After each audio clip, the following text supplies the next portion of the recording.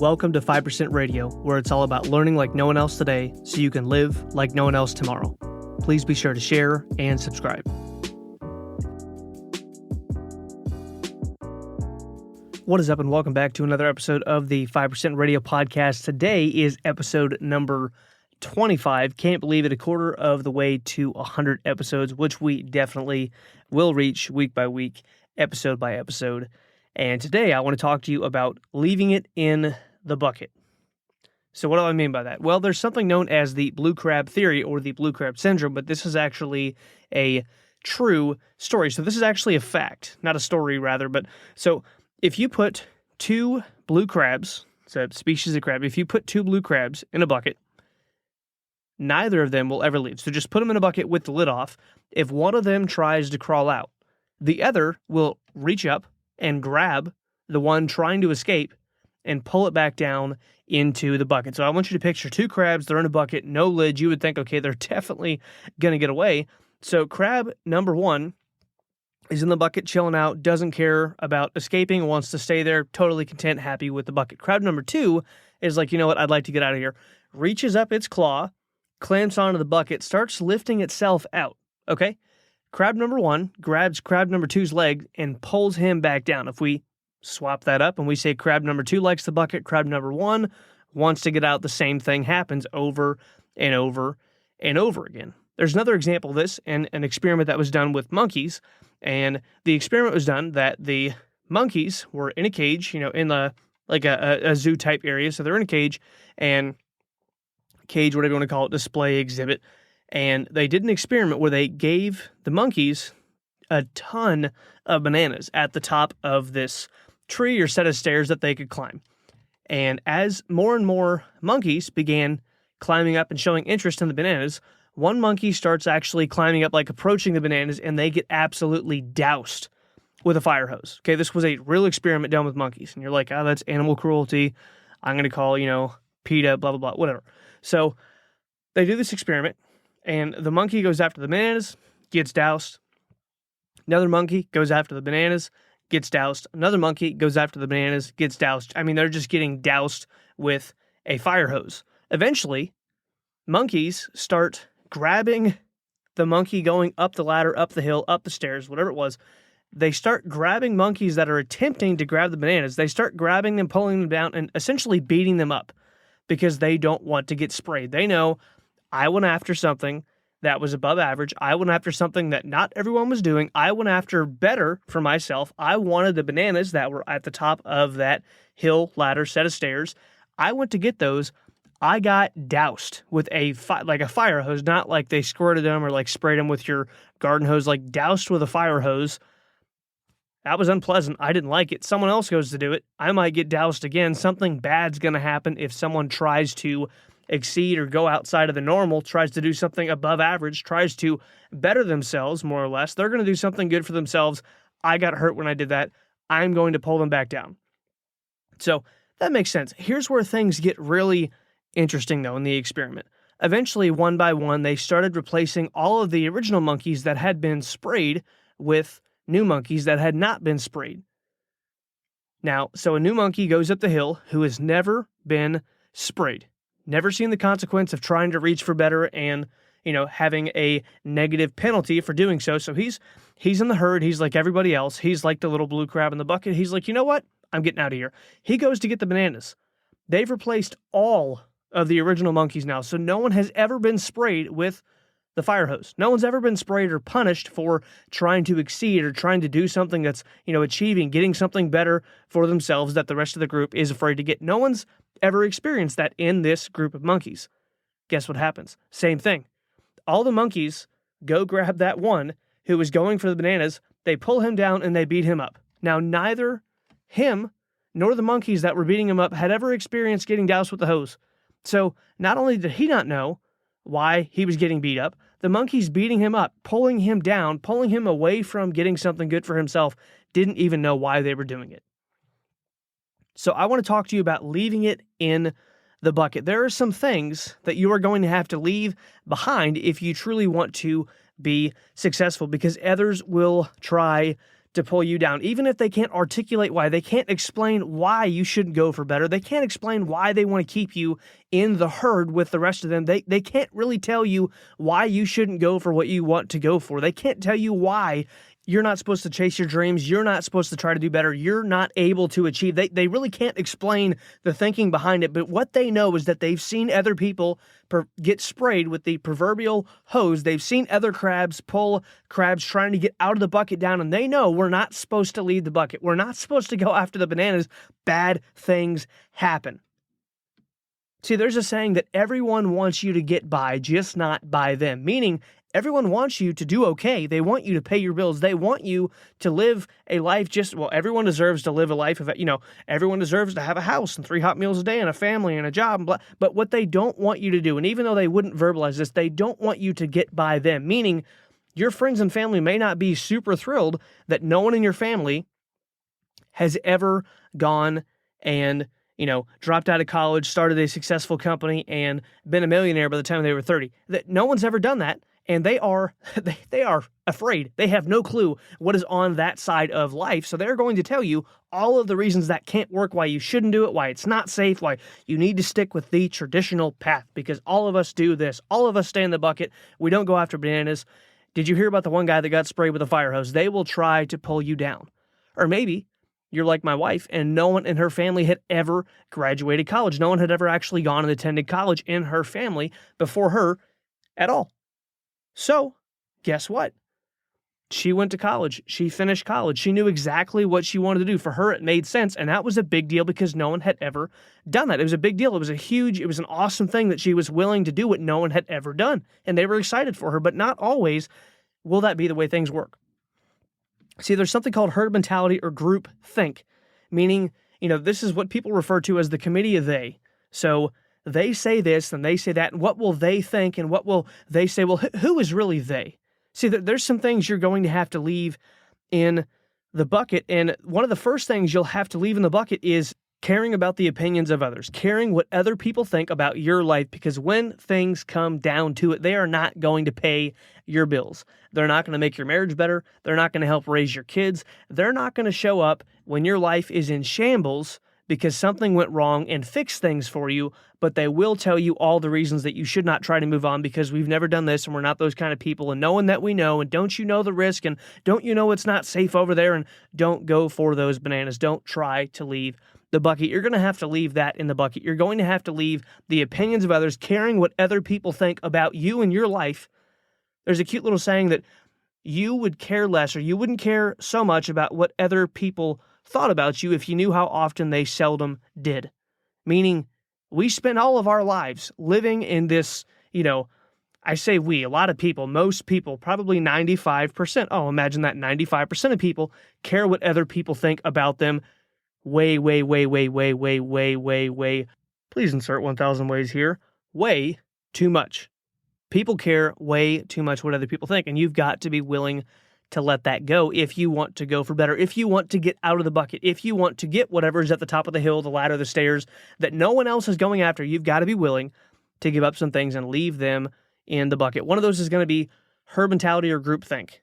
You've got to let go of what they think. You've got to also let go of, so that's number one. Number two would be traditions. You've got to be willing to let go of traditions, meaning in our family, people do XYZ. People don't do XYZ. Now, some of those things are positive. Some of those are virtuous. Some of those are filled with character and integrity, and they have great motives and reasons and motivators behind them as to why you should not do or engage in certain things or be a certain type of person. Those things are fine.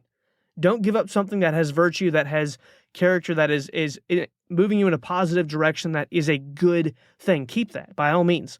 However, when it comes to doing things just for the sake of doing them, it's useless.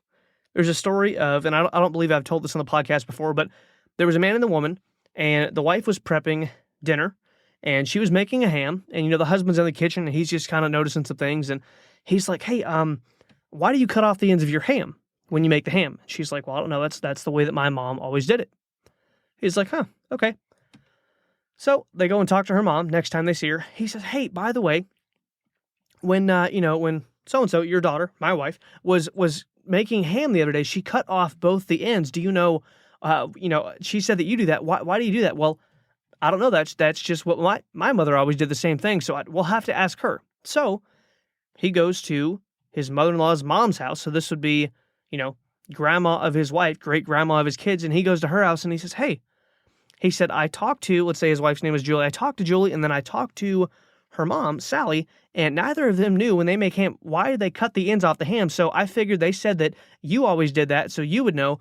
And the mom of the mother-in-law, so the grandma of his wife, if this makes sense, so 2 generations back, looks at him and she's like, oh yeah, my pan was too small. So there was a tradition. Number 2, let go of traditions. Leave them in the bucket. There was a tradition that had been going on years and years and years, unexamined. No one questioned it. Everyone thought that's just the way we do things around these parts.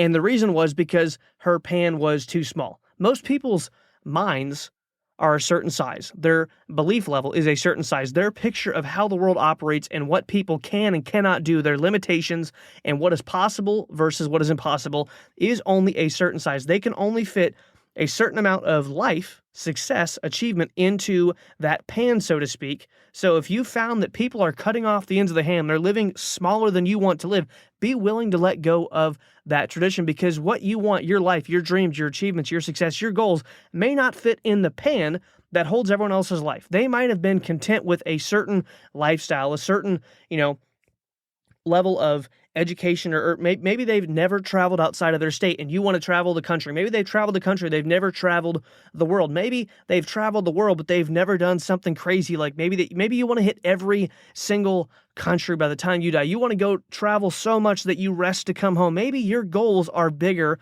than what they put in their pan, and your mind is going to have different concepts, different ideas, different boundaries. It's going to have to be stretched more. You're going to have to think bigger thoughts and dream bigger dreams if you want more, or you can keep cutting off the ends of the ham. So number 1, you've got to quit caring what other people think.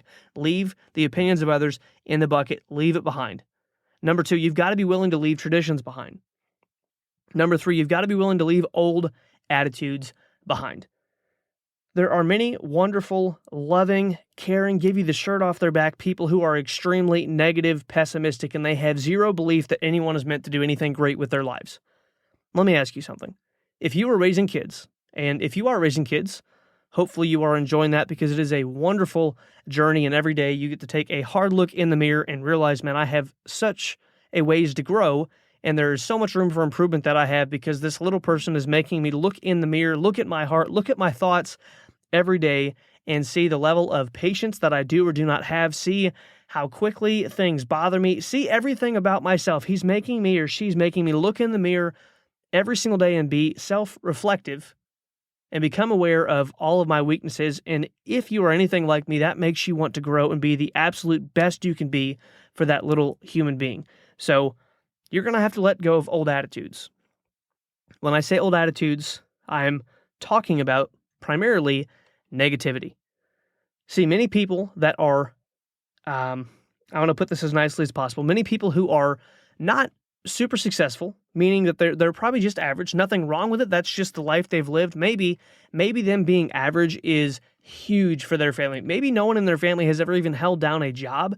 Maybe no one in their family ever graduated high school. Maybe no one in their family ever actually paid their bills. Maybe no one in their family stayed married. Maybe no one in their family actually lived a life without getting totally hooked on drugs and alcohol. Maybe what they're doing is extraordinary for where they've come from, but they're still going to carry some attitudes with them that say that they have limitations, that they can only go so far, they should only aim so high, they should only jump so hard to reach something, and you've got to be willing to let those things go. I'm not saying that they are mediocre. I'm not saying that what they have done, what they've given to you isn't great, because it may be. But if you want more, you're going to have to be willing to let go of the attitudes that they may have passed on to you, because what got them to where they are will not get you to where you want to go if you want to go further. See, the only difference between someone who is ultra successful and someone who's not successful is not their genes, it's not their education, it's not their gender, it's not their socioeconomic status, it's not their color, it's not their ethnicity, it's not anything about them individually other than their thought life.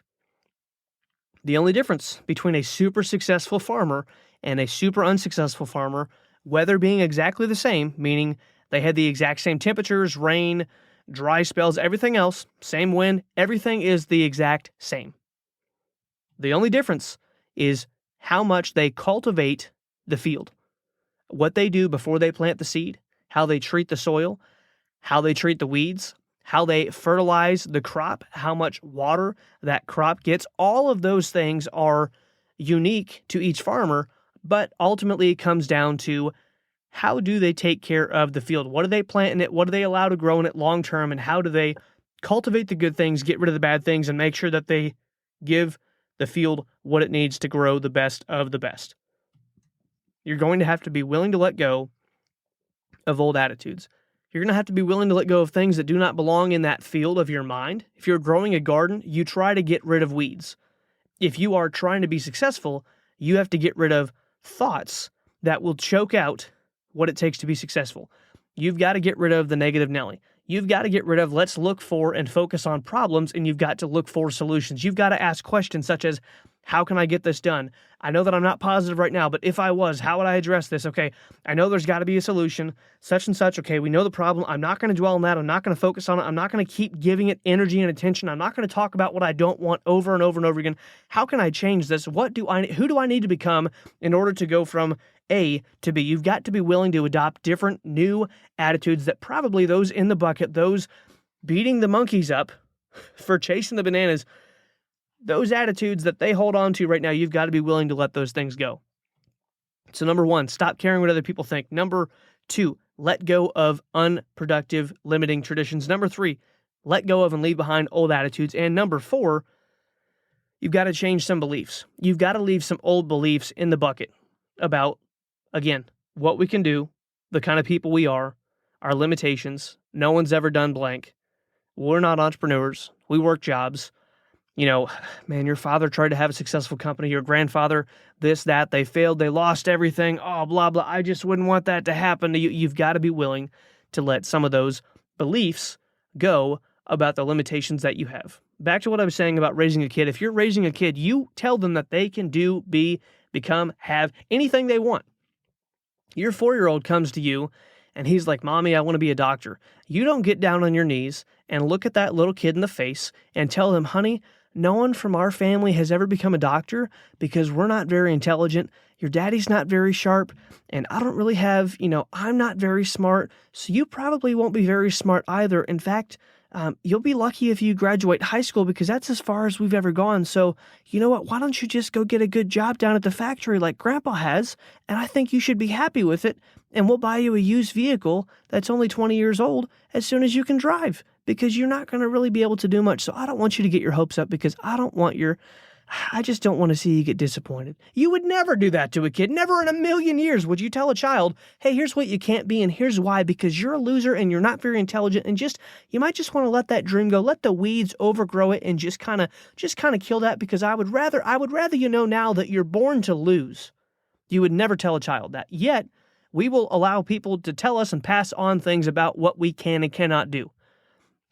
And people will put a pious, spiritual, religious garb over this, basically telling you that it's wrong. It's wrong for you to want anything.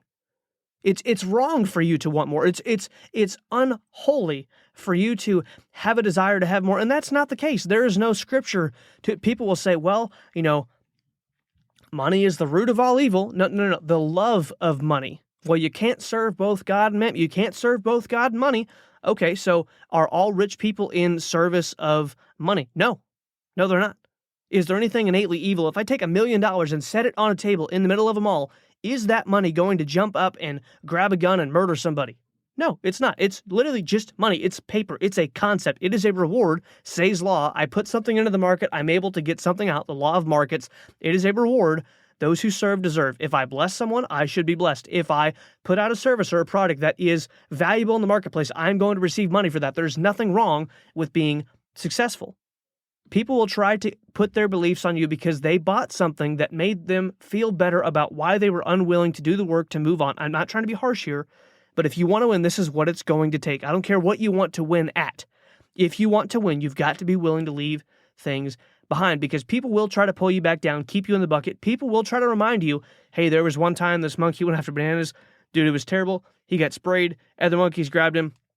They pulled him down. They beat him up. Man, I'm telling you, his family's never been the same. Generations of monkeys have now told the story of how Uncle Pete got sprayed one time. The hose just came out of nowhere. He was traumatized.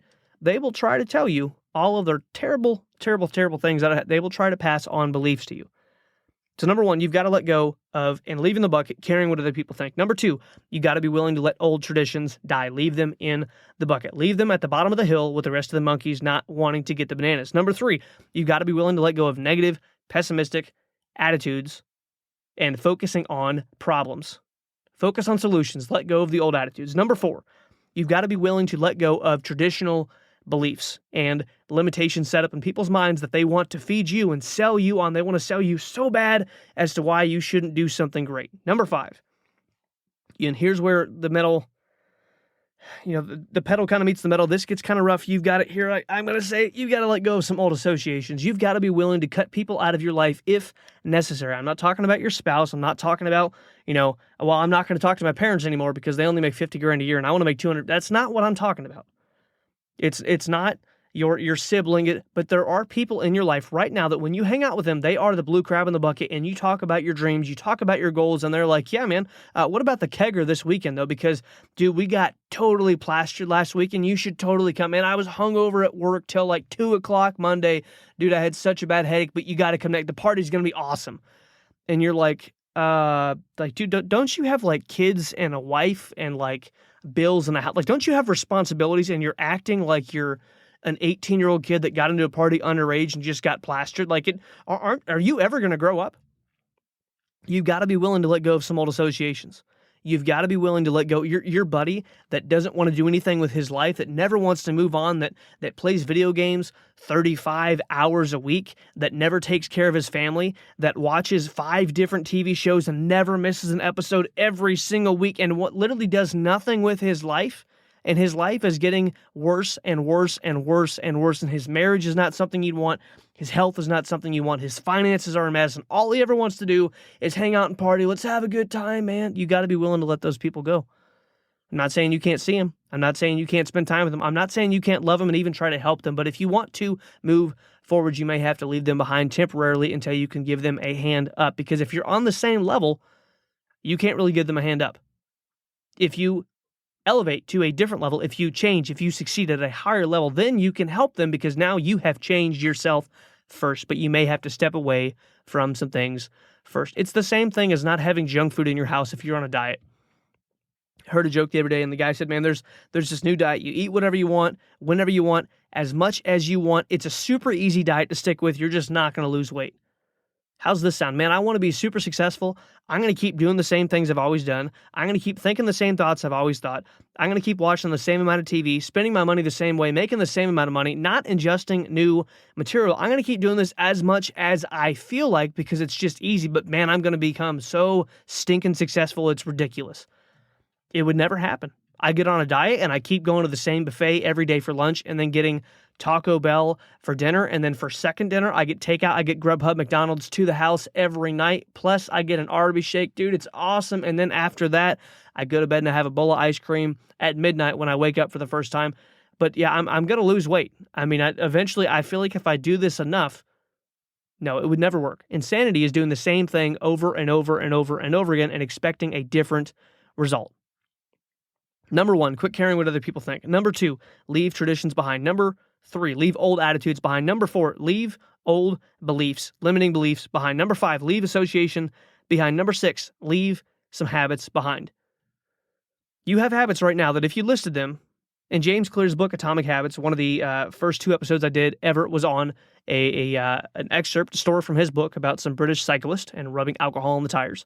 But one of the things that he talked about is if you were to write down all of your habits, meaning the things that I habitually do, the things that I do over and over and over and over again on a very regular basis, if you were to write those things down and figure out, okay, which one of these takes me forward or further away from my goal, write them down and put a plus or a minus beside each one, meaning this contributes to me moving forward or it takes away from.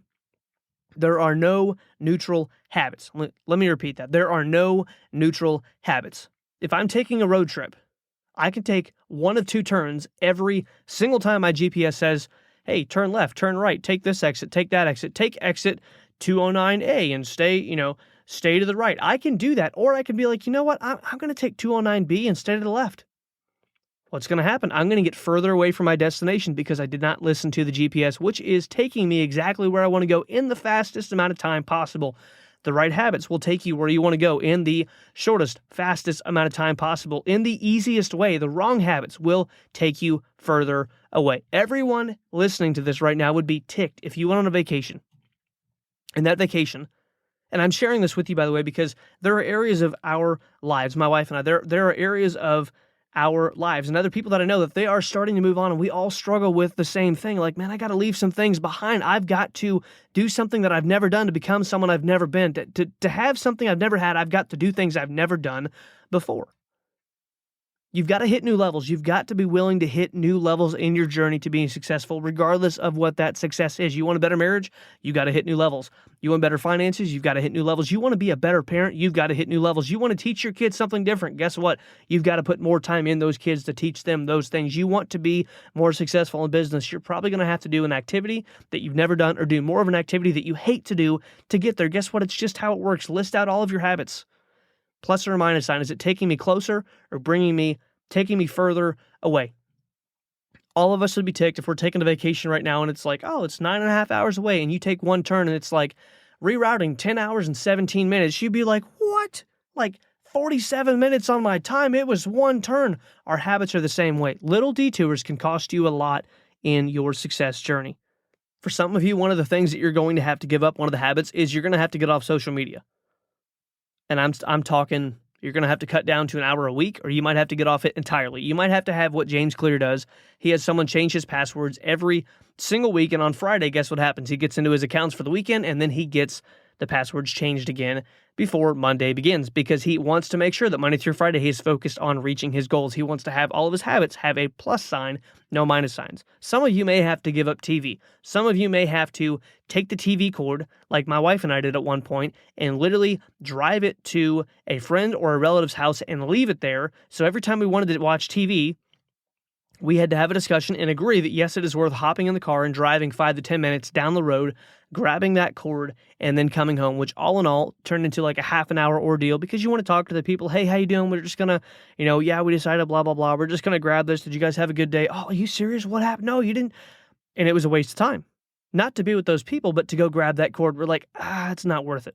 Some of you are going to have to take extreme measures like that. Some of you are going to have to decide that I'm not going to watch TV anymore for this season until I get this goal done. When I get this goal done, we will have a movie night, but until then, we will not. Well, what am I supposed to do with all my spare time? How about do something that gives you a plus sign in your habit column?